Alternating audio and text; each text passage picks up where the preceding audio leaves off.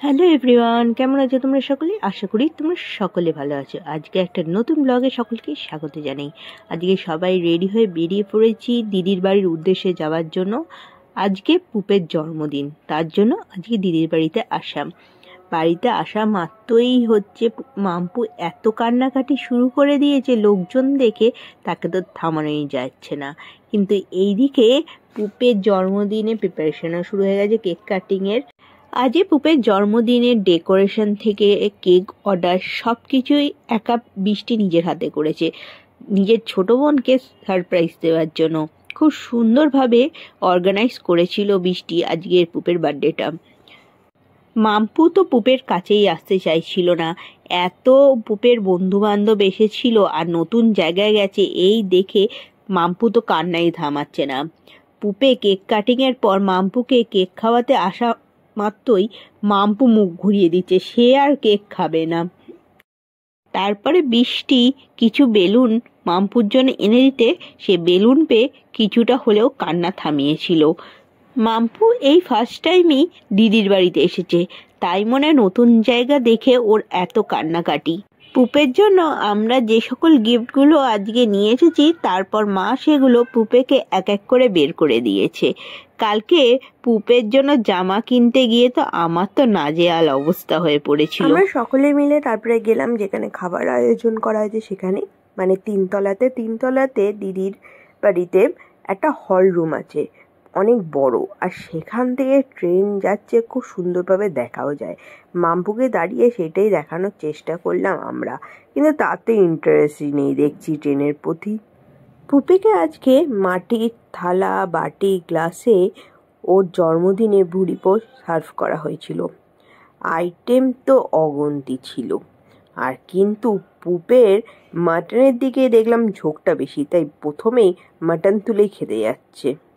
দিদির বাড়িতে সেরকম আসা হয় না বললেই চলে, অনেক বছর পরই আজকে আমরা দিদির বাড়িতে এসেছি। আমরা এখানে সবাই একসঙ্গে খেতে বসে পড়েছি, খুব খিদে পেয়ে গেছিল। আর ওইদিকে বসেছে পুপে, বৃষ্টি আর ওর বন্ধুরা, মানে পুরো বাচ্চা বাটিরা ওই সাইডে বসেছে, আর আমরা বসেছি এদিকে। আর মাম্পু ও মায়ের কোলে বসে বসে আমাদের সঙ্গে খেতে বসেছে। সে খায় কম আর ফেলে বেশি। তাকে একটা লেবু ধরিয়ে দিতে সেটাকেই টক সত্ত্বেও চেটে চেটে খাচ্ছে। মাম্পু নিজের খাবার খাওয়া একদমই পছন্দ করে না, কিন্তু বড়দের খাবার খেতে ওর খুব ভালো লাগে। ওর ঝাল টক এইসব জিনিস দাও ও চেটে চেটে খাবে, কিন্তু নিজের খাবার দাও এক ফোঁটা মুখে নেবে না ও। মাম্পুর অবস্থা দেখো, তাকে পুষ্পা করো বলতে না বলতে সে গলায় হাত দিয়ে পুষ্পার মতন অ্যাক্টিং করছে। এটা ওর কাছে একটা নতুন খেলা।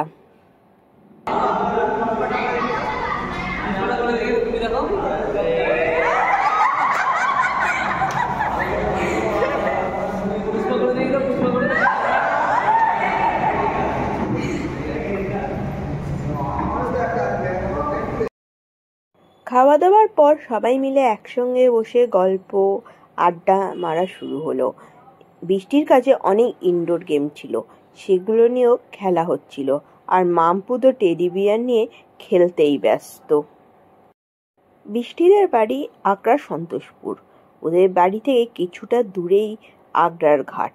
তাই জন্য আমি, আদিত্য আর বৃষ্টি তিনজন মিলে বেরিয়ে পড়লাম আগ্রার ঘাটে যাওয়ার উদ্দেশ্যে। ঘাট অবধি আমরা গাড়িটা নিয়ে যেতে পারিনি, কারণ ওখানে মন্দিরের গেট তৈরি হচ্ছে। সেই জন্য আমরা কিছুটা আগেই গাড়িটা পার্ক করে আমরা হেঁটে ঘাট অবধি যাওয়ার পরিকল্পনা করলাম। আমরা যখন ওখানে গিয়ে পৌঁছেছিলাম তখন প্রায় সূর্য অস্ত যাওয়ার পালা। চারদিকটা পুরো নির্জন, খুব সুন্দর লাগছে এই রাস্তা দিয়ে হেঁটে যেতে। লোকজন সেরকম ছিল না। ইভিনিং ওয়াক বা মর্নিং ওয়াকের জন্য একদম পারফেক্ট জায়গা ছিল এটা।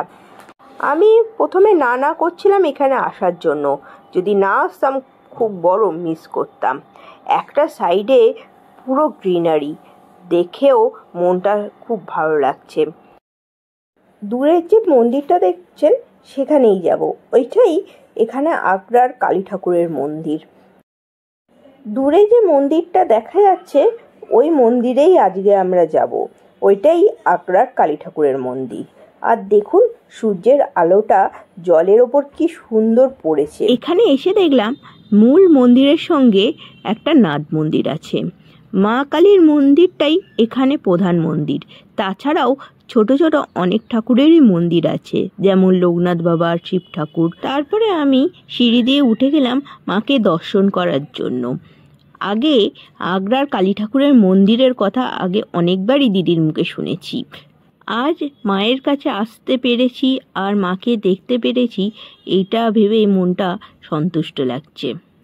তারপর মন্দিরটার আশেপাশে একটু ঘুরে দেখলাম, তারপর মাকে নমস্কার করে এগিয়ে চললাম গঙ্গার ঘাটের উদ্দেশ্যে।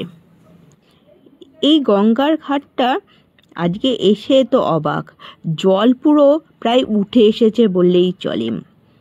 পুরো ভর্তি গঙ্গার জল, মানুষকে আর নিচে সিঁড়ি দিয়ে নামতে হচ্ছে না, প্রায় ওপরেই উঠে এসেছে মা গঙ্গা। আমরা তিনজন কিছুক্ষণ ধরেই গঙ্গার ঘাটের অপরূপ সৌন্দর্য উপভোগ করলাম।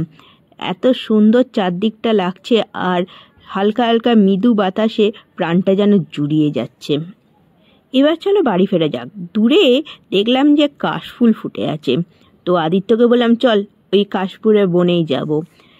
যেই ভাবনা সেই কাজ, চললাম তিনজনে এখন কাশফুলের বনের দিকে। চলে তো এলাম এই সাইডে, কিন্তু কাশফুল কোথায় সে তো দেখতে পাচ্ছি না। অনেকক্ষণ খোঁজার পর দূরে বৃষ্টি দেখতে পেল কাশফুল ফুটে আছে, কিন্তু সেখান অবধি পৌঁছানো অসম্ভব ব্যাপার। দূর থেকেই তাই কাশফুলকে দেখে আমাদের মনটাকে সন্তুষ্ট করতে হলো। সামনে দুর্গাপুজো, তাই এরকম সুন্দরভাবে কাশফুল ফুটে থাকতে আগে আমি দেখিনি। আমার তো দেখে খুব সুন্দর লাগলো। চলো এবার বাড়ি ফেরার পালাম। আমি তো এখানে আসবো না করছিলাম। বৃষ্টি আর আদিত্য দুজন আমাকে জোর করে এখানে নিয়ে এসেছিল। যদি না আসতাম প্রচুর জিনিস মিস করতাম আজকে। বাড়িতে আসা মাত্র পুপে আমাকে একটা ফটো দেখালো, যেটা এঁকেছে পুপের একটা বন্ধু, মাম্পু আর পুপের ফটো।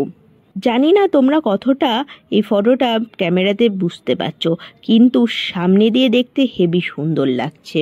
মাম্পু তো এটা দেখেই যাচ্ছে। দিদি মাম্পুর জন্য একটা জামা কিনেছে, আর সেটাকে পুপে দেখো সেটাই পরে বসে আছে। তারপর দিদি সকলের জন্য চা করে এনে দেওয়ায় আমরা সকলে বসে চা খেলাম। আর পুপেকে দেখুন, সে আজকে যা যা গিফট পেয়েছে সেটা একটা থলির মধ্যে করে নিয়ে ঘুরে যাচ্ছে।